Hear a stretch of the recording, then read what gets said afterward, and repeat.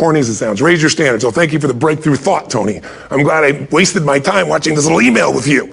But think about it. Lasting change is different than a goal.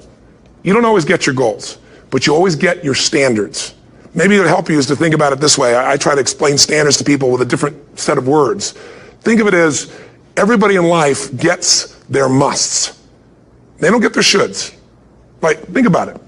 Most people have a list of shoulds, don't they? Don't you have a list of the shoulds, things you should do, you should follow through on? I should lose some weight, I should work out more, I should make more calls, I should respond more rapidly to my email, whatever, you know? I should get into the office earlier, I should be, more confident. Whatever your should list is, people love to have their should list be met, but it's kind of like New Year's resolutions.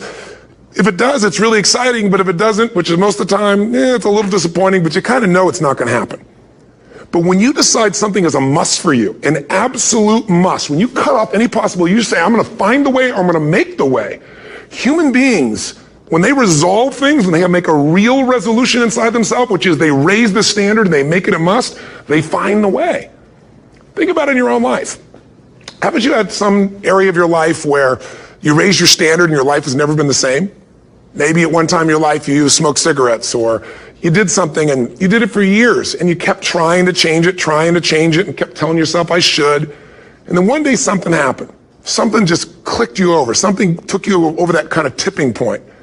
And inside yourself you said no more. And it was a very, very different experience, wasn't it? Something inside of you shifted. And what was a should became a must, and you've never gone back. Is there an area like that in your life you can think of? Again, did you ever smoke cigarettes? Did you ever eat a certain way, drink a certain form of alcohol, and then finally say no more, and you just don't go back? And notice this, it doesn't really take any willpower anymore. Because somewhere when we make this click, when we make something a must, we attach ourselves to it. It becomes part of our identity. And one thing I've learned in the last, 33 years of working with people from now over 100 countries, 4 million people, is human beings absolutely follow through on who they believe they are. If you said to me, well, I'm really going to work hard to stop smoking, but I've been a smoker my whole life and I am a smoker. I know your days are numbered. You're going to be back smoking cigarettes again, because we all act consistent with who we believe we are. I tell people the strongest force in the whole human personality is this need to stay consistent with how we define ourselves. If you define yourself as somebody who is really conservative, you're not going to be crazy and act nuts unless you're really drunk or something, and then you can say it's the alcohol, when it's really just you finally getting permission to be yourself. The alcohol is your excuse. If you're a really crazy person, you act crazy, outrageous, playful. You don't act conservative because that's not who you are. Very often people say, well, I can't do that. I'm not that kind of person. And I always say to people, really, when did you define yourself? I mean, really, how many years ago did you come up with what you could and couldn't do in your life? How many years ago? Most people, if they really look at how they're living their life today, it's based on a set of standards, a set of beliefs that they made choices about 10, 20, 30 or more years ago. I mean, very often we made decisions in our youth or very young about what to believe, about what we were capable of, about who we are as a person, and that becomes the glass ceiling, if you will, that controls us. There's a corny metaphor, but it's true. I remember one time I was with my family at the circus, and there was a person there, and they had this big, giant elephant. And you look at this elephant, and they take this little rope, put it around the elephant's neck, and they drive this stake into the ground. And I mean, you look at this, and you know that elephant could rip down the entire tent with almost no effort. And yet, the elephant doesn't struggle, doesn't try. Why? Because the elephant's conditioned. And they take that elephant and condition the elephant when it's a baby elephant. That's how they train him. When it's a little baby elephant and it doesn't have the power yet, they put a big rope around it and they drive this huge stake in the ground, and the elephant fights and fights and fights. And one day, finally, that elephant decides, I'm not capable of pulling this out. And once that becomes the definition of an identity of anyone, an elephant in this case, they don't even try anymore. It's just who I am, that's how it is, that's just the way it is in my life. I'd like to ask you to take a look at any place you've got a limitation and ask yourself, when did I decide to accept that limitation? And you may not even see it as a limitation. You might see it as just that's who I am. But so often in our lives, we've adapted to be a certain way so that we don't fail or so that people will like us or respect us, but it's not necessarily who we are. Joy comes when you're spontaneous. It's really hard to be truly happy when you're not being yourself. And most of us have no clue who we are. And so a big part of my work, if you've ever been to an event, you know, is to get people to do things spontaneously without thinking, because that's when the real you shows up. That's when the energy comes alive. And when you do that, when you start to connect to your true nature, suddenly there's energy available for you to set a higher standard for what you want in your life. That's what this is really all about. And when I talk about standards, when I talk about, shoulds versus musts, think about your own life. I know there have been areas in your life where some point in time you just shifted and you raised the standard and your life changed. Because whatever people have their identity attached to, they live. We live who we believe we are. That's just how it works. It's just kind of like, I'll give you an example. Look at your physical body. Your physical body today is an absolute reflection of only one thing. Not your goals, not your desires, but your standards. The identity you have for yourself. If your standard is you're an athlete, then there's a certain amount of strength, a muscle tone, and energy that's available in your body on a regular basis because that's who you are. And so you do whatever's necessary to maintain that identity. Again, the strongest force in the human personality is this need to stay consistent with how we define ourselves. Because if you don't know who you are, you wouldn't know how to act. Once you lock in on that identity, your brain finds a way to keep you there. If you say, man, I'm overweight, I've always been overweight, I'm big boned, and that's the story you got, then you're going to always find a way to get back there. That's your settling point. That's your identity. That's where things lock in. If you see somebody who's in really great shape, you ask them, do you work out? You know the answer. Yes. How often? And they'll tell you 3 times, 4 times, 5 times a week, whatever. In a seminar, I'll ask people, who here works out at least 5 days a week? And I'm stand up. And you look around that room, and you know that they work out 5 times a week because you can see their body. You don't just get a result without some kind of action, without some form of ritual. Ritual meaning actions you do consistently. Now, do you think those people that are out there working out 5 days a week, do they have more time than you do? Or I have, or anybody else? Of course not. Is their life less busy? Of course not. It's just a must for them. They must work out that way, and they've made that turn and their life changed. So I'm not saying you have to work out 5 days a week. I'm just saying whatever you really want, wants don't get met consistently. Standards do. Whatever you identify, this is who I am. And so it's not so much about changing your identity as there's expanding it. Deciding that, instead of your goal is to lose 10 pounds, which is not compelling, what if your vision was to get back to my fighting weight? This year, this month, this next 90 days, I'm going to transform my body. I'm going to take on a new challenge. I'm going to find some technique or strategy. There's a million of them that can reframe myself where I want to feel younger, stronger, more vibrant than ever before. Here's my reasons. Because I want the energy to really make my life work. Because it's tough out there and I want to be stronger than I've ever been before. I want to go in front of the mirror and if I'm naked, not, want to laugh. I want to look there and take a good look and go, yeah, I'm proud of whatever I see there. Whatever it takes, something's going to make you laugh, smile, something that's going to tease yourself, but something's going to move you to another level. If you identify yourself in a new way and you own that every day, and that becomes the standard of how you live, you'll find the way to make that standard real. Money's the same way. Think about it. It doesn't matter what's happening, quote unquote, in the marketplace. People that make money find a way to make money no matter what, don't they? I mean, most people's standard is to pay their bills. So that's what most people find a way to do, even when economic times get tough. Most people, if that's their absolute standard, they find a way. Some people's standard is pay their bills most of the time. And so most of the time they do. Some people's standard is not just to pay their bills, but to take care of their family and maybe even some of their friends. And they find a way. In fact, some people may be in a family where they don't have enough money. They barely have money to pay their bills. They work their guts out. And then somebody, their mother, their father, somebody else, their sister gets ill, and there's not enough money to take care of it. Nobody else has money in the family. They don't either, but they find a way to get that money to take care of their mother or father, don't they? And pay their bills. They never could do it before. Why? The situation made them raise their own standard. And not everybody does that. Somebody else in the family might have money and still not take care of their mother. It all comes down to the inner game, my friends. Changing your life is a change in the inner game. The outside world you can't control, but you have absolute control over this one if you learn the dynamics of what shapes you.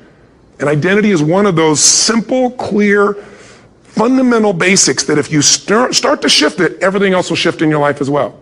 Some people, by the way, have to have more than enough money to do what they want, when they want, where they want, with whomever they want, contribute the way they want. And if that's their must, they find a way. I know that sounds overly simplistic, but it's true. Somebody once said you could take all the money in the world out of the hands of everybody, out of all the wealthy people in the world who are really successful, give it to other people. It wouldn't take too long. Those people would have it back in their hands. It's not because they're manipulative. It's because they have a standard. Some are manipulative, don't get me wrong, but they've got a standard of what they're going to find a way to make happen. I'm just simply saying to you, take those 3 magic words and live them. Raise your standard. And if you really want to do it, then I'll tell you the most important secret. Have you ever done this? Have you ever told yourself you're raising your standard? Okay, I'm going to go make this happen. I'm going to go make this much money. I'm going to transform my kids. I'm going to create the ultimate relationship in my life. I'm going to transform my body, whatever it is. And then you don't have strong enough reasons and you don't use it. You don't follow through. It's because you didn't back up your standards with what makes those standards real, and that's rituals. Rituals are where the power is. Whenever we do our Robbins results coaching, we say Robbins equals results, the way we get results with people, it's the same way if you listen to my Ultimate Edge program, or back in the old days, Personal Power, or if you went to one of my seminars. You know what I do is I take these huge challenges you got and we break them down into little bite-sized steps.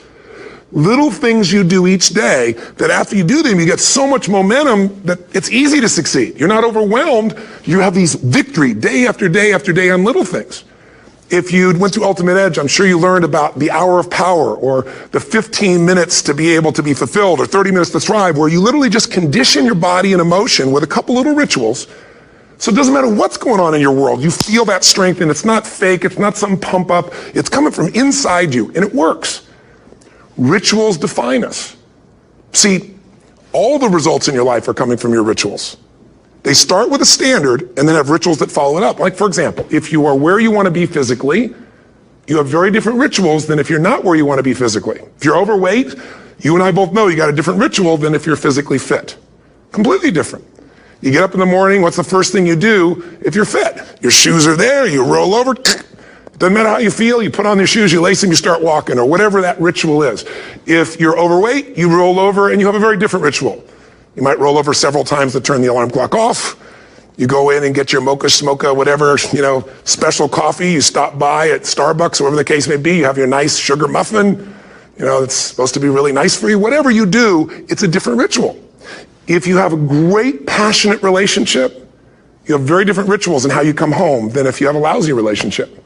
When you come home and the first thing you do is you're tweeting somebody, or you're emailing, or flipping on the news, or you don't even come home. What are the rituals? Whenever I study people that are successful, what I look for is what's the standard they hold themselves to, and then what are all those little rituals that add up? Because think about it. Success and failure are not giant events. They don't just show up. You don't just suddenly become successful or suddenly have this cataclysmic event that makes you fail. It may look that way, but failure comes from all the little things. It's failure to make the call. It's failure to check the books. It's failure to say, I'm sorry.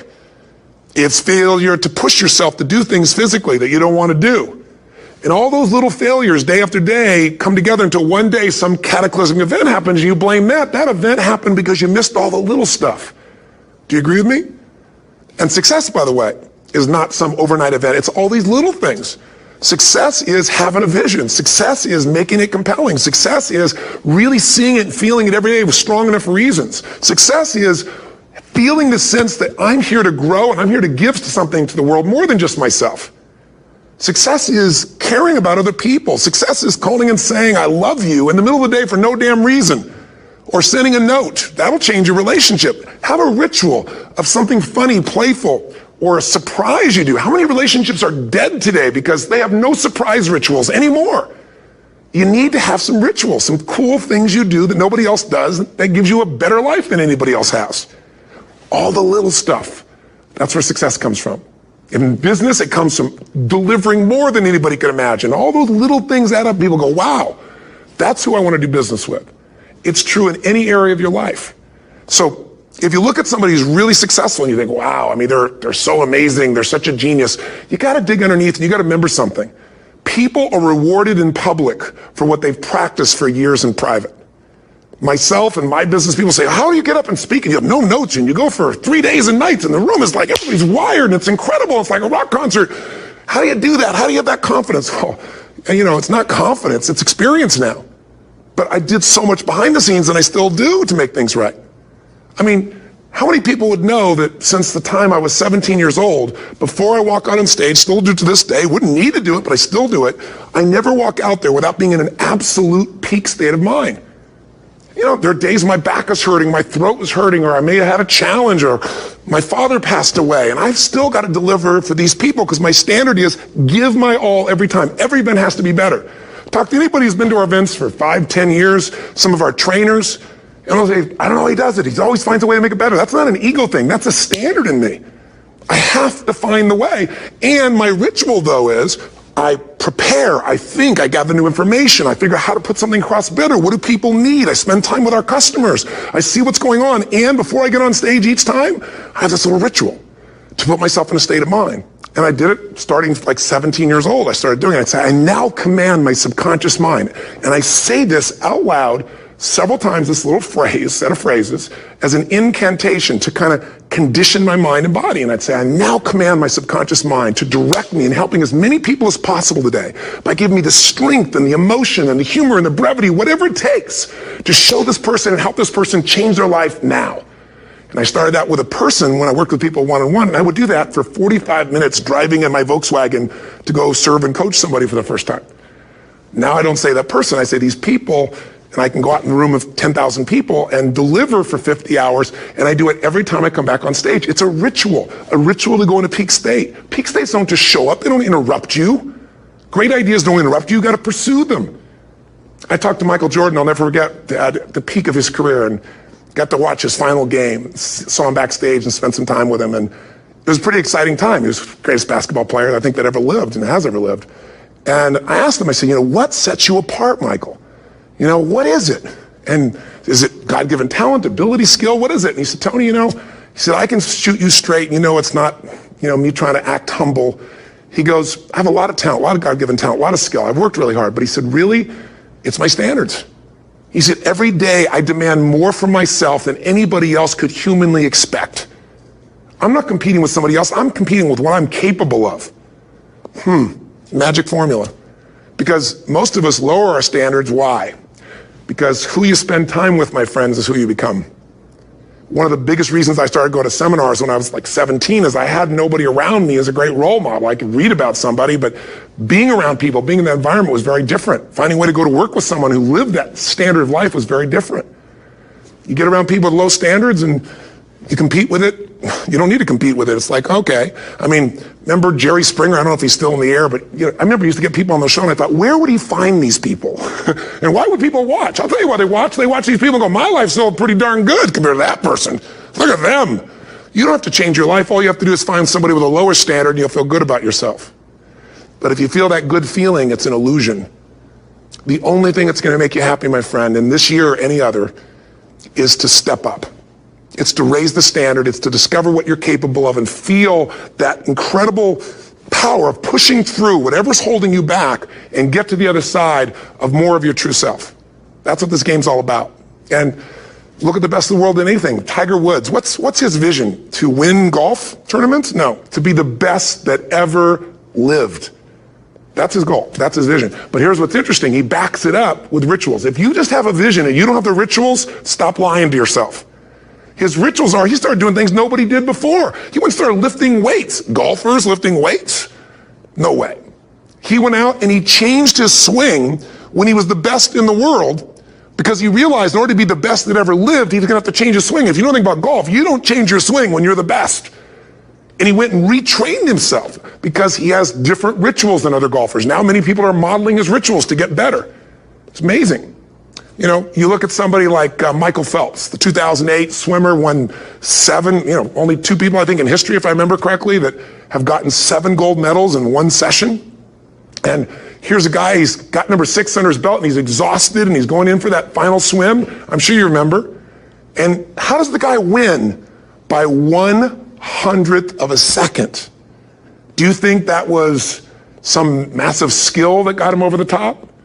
Or was it a standard that says, this is who I am. I am the champion. And no one is taking this from me. And somehow in those final milliseconds, 1/100th of a second, he pushed himself just beyond his competitor. But you know about Michael Phelps? What allowed him to be able to push beyond that moment is his rituals. Go study the guy. Most people who swim have these unbelievable workouts. He does 2 and 3 of those workout sessions a day. All the other swimmers in the beginning thought he was insane. You're going to overtrain, you can't do that, it's not physically possible. But he had a standard and the rituals to back it up. So here's my final message to you, because I've gotten carried away. I thought I was going to send you like a 5-minute message, but as you can see, there's no script here. It's just me going a little crazy with you, but I want to really see you get what you want this year. Don't let this year be like last. And if last year was great, still don't let it be that way. Raise the standard. If your life is perfect and extraordinary, you darn well know you're not going to be happy unless you keep making it better. That's what makes us feel alive. It's not what we get that makes us happy. It's who we become and what we're able to give because we become more. That sense of contribution is what creates the deepest meaning. So here's my assignment for you if you want one. If you want to go from conversation to some action, here's a simple thing to do. What's an area of your life right now that you really want to improve? What's an area that's important to improve? If your body's great, how about your career? If career's great, how about your relationships? Intimate one especially, or your kids, or your relationship with your creator, your spiritual side of your life. Or is it your finances? Figure an area that really matters. Decide on that area. Number 1, write down what your life is like in that area right now as specifically as possible. So you might say, well, I'm 13.5 pounds overweight, whatever the weight is, whatever the situation is, or my body fat's like this, or I wake up exhausted in the morning, and you write the truth of where you are right now. So you're real clear. Or I'm not in a relationship. I say I want a relationship, but I'm not in one, and I don't seem to find them. All the good ones seem to be gone is my belief. And I really do want one, but I don't have it. Whatever your definition. Or I'm in a relationship, and God, I wish I wasn't in a relationship. I'm planning my escape. Wherever you are. Or I have a wonderful relationship. We love each other, but there just isn't enough passion. Just write the truth of where you are. The area you want to change, but write how it is. And then the second step is, this is where you got to be really honest with yourself. What are the rituals that have put me there? Because whatever results you're getting, even if you don't like the results, there's some rituals that are keeping you in that place. There's some rituals of what you eat or don't eat, how you move or don't move, how you sleep or don't sleep. There's some rituals in the lack of variety or spice or energy or focus in an area. There's something you're doing, and it's usually not one thing, it's a bunch of little things that you kind of do consistently whenever you think about getting in a relationship, whenever you think about working out, whenever you think about money. You get yourself in a state of overwhelm. You start thinking about all the things you can't control. Just write down all the rituals you have, and then here's the third step. What do you want? What's your vision? And be really specific. I want to be my fighting weight. I want to be the strongest I've ever felt. I'm going to turn whatever it is, be specific. And then, last step number 4, what are the rituals that'll get you there? What would you need to do differently each morning if you're going to be that kind of energy, that kind of strength? How often would you work out? What days would you work out? What time? A ritual is something you do consistently, usually at a specific time, so it becomes automatic. Let me tell you something.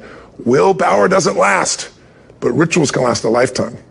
I bet you have some rituals in your life right now you've been doing for years, even though some of them don't serve you.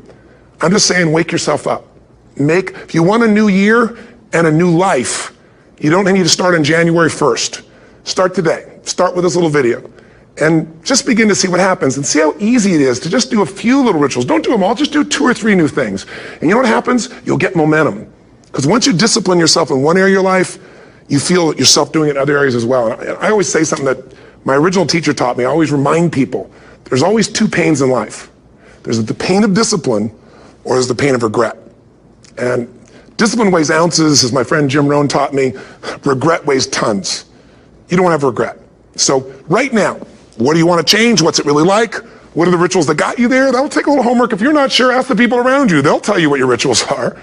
What do I really want in depth? What are the rituals that'll get me there? And then get yourself to start a few of those actions and lock them in place. If I can help you in any way, we're here as a company to support you. Come have an event with us. Come to Unleash the Power Within or Mastery University, or get a coach. You can get a free coaching session if you call our company and click on something on this. We'll probably have something on it, or get a product. Or don't do anything with us, but do something with somebody, starting with you.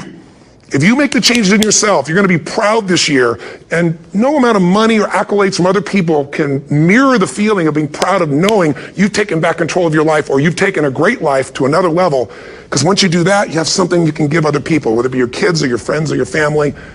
And ultimately, that's what life's about. So thanks for listening. I don't know how long I went here, but I hope this has been helpful for you. I just thought it's a new year, and I want people to be able to truly create a new life And until I see you again, hopefully soon, or gets a chance to meet you, live strong and live with passion. And of course, God bless to you. Happy New Year.